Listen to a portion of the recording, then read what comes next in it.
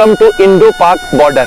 और ये दरवाजा है जो कि भारत और पाकिस्तान की सीमा के बिल्कुल बीच में बना हुआ है। मैं अपनी इस वीडियो के माध्यम से हमारे भारत के सभी वीर जवानों को सैल्यूट करना चाहता हूं। नमस्कार दोस्तों, मैं हूं विक्रम और आज मैं आपको लेकर आ गया हूं भारत पाकिस्तान के उस बॉर्डर पर जो कि स्थित है राजस्थान के जैसलमेर के तनोट माता मंदिर से मात्र 22 किलोमीटर की दूरी पर है बबलियान पोस्ट। और दोस्तों ये वही स्थान है जहां से आज हम भारत और पाकिस्तान के बीच में जो फेंसिंग की गई है उसको भी देख सकते हैं। और यहां पर आप देखिए सबसे पहले कितने सारे जो टूरिस्ट है वो इस भारत पाकिस्तान की उस रेखा को देखने के लिए आए हैं जिसका जिक्र हम सिर्फ किताबों में पढ़ते हैं कि भारत और पाकिस्तान के बीच एक अंतरराष्ट्रीय रेखा है। तो जैसलमेर में जब हम आए तो हमें यहां पर इस बबलियान पोस्ट को देखने का मौका मिला है। सामने की तरफ लिखा हुआ है welcome to Indo Pakistan border.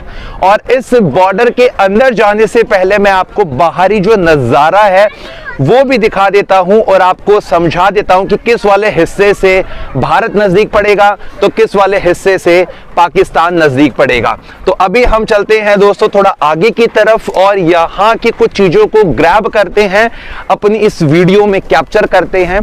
दोस्तों ये वाला जो हिस्सा आज आप देख रहे हैं ये सारे का सारा हिस्सा है हमारे भारत की सीमा के अंतर्गत। और यदि आप इस सीमा के अंतर्गत वाले हिस्से में सामने की तरफ कुछ फेंसिंग देख पा रहे हैं तो उस फेंसिंग के पीछे वाला जितना भी पोर्शन बना हुआ है वो पाकिस्तान के पास में है। और पाकिस्तान की जो चौकी है वो सामने की तरफ हम यहां से थोड़ा बहुत देख पा रहे हैं कि एक बिल्डिंग बनी हुई है। उस बिल्डिंग पर 3 सैनिक जो हमें काफी छोटे दिखाई दे रहे हैं वो हम देख रहे हैं। जो पूरा पोर्शन है वो है पाकिस्तान की सीमा के अंतर्गत और ये वाला जो हिस्सा है ये है हमारे भारत की सीमा के अंतर्गत। ये बात तो हम सभी को पता है कि 1947 विभाजन के बाद में भारत के अंदर से ही पाकिस्तान का जो हिस्सा है वो दिया गया था। लेकिन जो ये वाला स्थान है यानी कि राजस्थान का जैसलमेर वाला जो हिस्सा है यहां पर एक अंतरराष्ट्रीय रेखा है। जो फेंसिंग है वो 1947 के समय में नहीं की गई थी।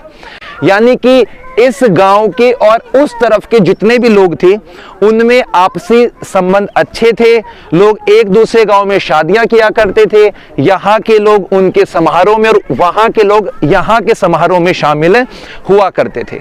लेकिन यदि हम 2 युद्धों का जिक्र करते हैं 1965 और 1971, इन लड़ाइयों के बाद में भारत और पाकिस्तान के बीच एक अंतरराष्ट्रीय रेखा है। इसको मजबूत करने का वक्त आ चुका था क्योंकि बार बार पाकिस्तान घुसपैठी की तरह हमारे भारत की सीमा के अंदर आने की कोशिश कर रहा था और हमारे वीर जवानों ने उनको खदेड़ के यहां से भगाया भी था, जिसके सबूत आपको जैसलमेर के अलग अलग हिस्सों में देखने को मिलेंगे। जैसे कि तनोट माता मंदिर पे जाएंगे तो वहां पे भी कुछ साक्ष्य रखे गए हैं। आप लोंगेवाला बॉर्डर जाएंगे तो वहां भी कुछ साक्ष्य रखे गए हैं। और जब आप इस पोस्ट पर आएंगे तो इस पोस्ट से भी आप देख पाएंगे कि भारत और पाकिस्तान की जो चौकियां बनी है कहां पर सैनिक तैनात होते हैं। तो दोस्तों इस पॉइंट से हम एक बार जरा सामने की तरफ यदि देखते हैं तो उस हिस्से को कहा जाता है व्यू पॉइंट। और वही व्यू पॉइंट है जहां से हम थोड़ी ऊंचाई पर चढ़ जाएंगे और इन दोनों सीमाओं के अंतर्गत जो भी हिस्सा है वो देख पाएंगे। तो चलिए दोस्तों बाकी जितनी भी बातें हैं वो हम इसके अंदर जाने के बाद में करेंगे और यहां की वो सारी चीजें हम देखेंगे जिसको देखने के लिए हम इतनी दूर दिल्ली से तकरीबन 1100-1200 किलोमीटर आए हैं इस हिस्से को देखने के लिए, अपने वीर जवान अपने योद्धाओं की उस बहादुरी के उस इतिहास को समझने के लिए। तो चलिए दोस्तों चलते हैं अंदर की तरफ। तनोट माता मंदिर के वहां पर परमिशन लेने के बाद में ये एकमात्र ऐसा रास्ता है जिसकी सहायता से हम इस बॉर्डर लाइन पर पहुंच सकते हैं। सामने की तरफ जो येलो कलर की बिल्डिंग दिखाई दे रही है वहीं से पानी की सप्लाई होती है यहाँ की जितनी भी चौकियां बनी हुई हैं। और दोस्तों यहाँ से यदि आप इस हिस्से को देखते हैं तो देखकर बड़ा ही हमें फक्र महसूस होता है और एक अलग सी एनर्जी आती है क्योंकि यहाँ लिखा है वेलकम टू इंडो पाक बॉर्डर। और यहाँ का नज़ारा देखने के लिए कितने सैलानी जो आए हैं, जितने भी लोग जैसलमेर को घूमने के लिए आते हैं, तो उनके दिमाग में विचार जरूर बनता है कि एक बार हम इस बॉर्डर लाइन को भी देखें, एक बार यहाँ की सभी चीजों को कैप्चर करें।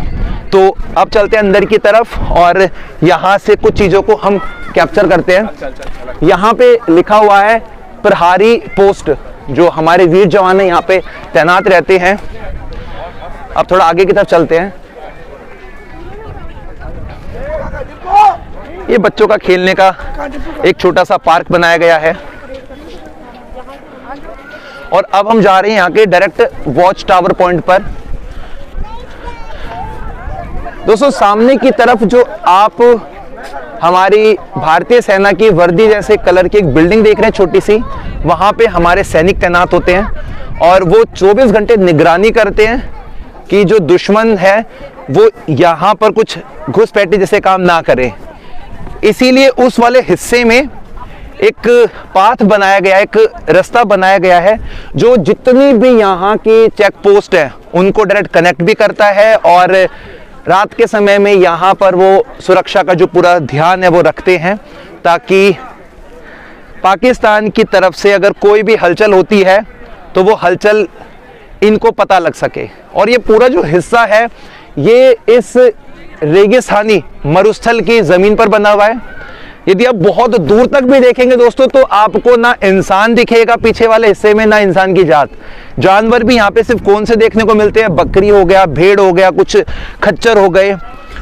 तो बड़ा ही मुश्किल है इतनी गर्म और सर्द समय में यहाँ के जो सैनिक हैं वो 24 घंटे हमारी रक्षा करने के लिए यहाँ पे तैनात रहते हैं। तो सबसे पहला मैं अपनी इस वीडियो के माध्यम से हमारे भारत के सभी वीर जवानों को सैल्यूट करना चाहता हूं कि वो हमारे बॉर्डर पर तैनात रहकर हमारे लिए रक्षा कर रहे हैं। उनकी वजह से हम आज सुरक्षित महसूस कर रहे हैं।